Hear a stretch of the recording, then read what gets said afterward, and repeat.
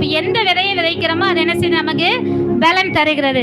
ஆனா நம்ம விதையே விதைக்காம எதிர்பார்க்கிறது தப்பு.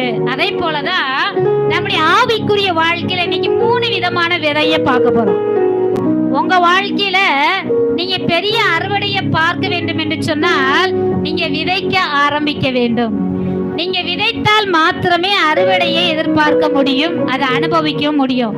விதைக்காமலே இருந்துட்டு எனக்கு கர்த்தர் ஆசீர்வாதத்தை தரலையேன்னு சொன்னா நிச்சயமா உங்களுக்கு வராது. நாம் விதைத்தால் மாத்திரமே அறுவடையை பெற்றுக்கொள்ள முடியும். 3 விதமான விதையை நாம் பார்க்க போகிறோம். முதலாவதாக கர்த்தருடைய வார்த்தை என்பது ஒரு விதையாக இருக்கிறது. அல்லேலூயா. கர்த்தருடைய வார்த்தை என்பது ஒரு விதை. இந்த விதையை நீங்க என்ன செய்யணும், உங்க நாவால அறிக்கையிடணும். அவருடைய வார்த்தைய, அவருடைய வாக்கு தத்தங்களை என்ன செய்யணும், உங்களுடைய நாவினால அதிகமாய் அறிக்கை